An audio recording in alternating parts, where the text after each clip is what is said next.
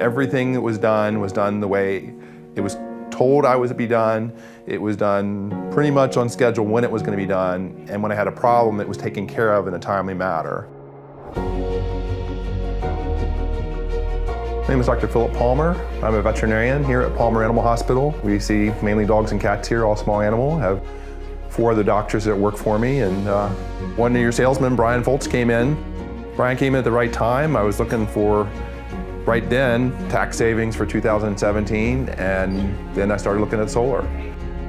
A lot of it made sense to me, the immediate savings as far as the tax credits, and then the long-term savings as far as the electrical.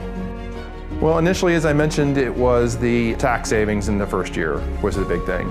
I think it's a very interesting project. I mean, I'm probably not the most green person out there. I'm not, fanatic about it. I think for long term, it was a good investment.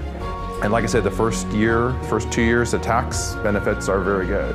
So I thought it was a really good decision for the business in the long run.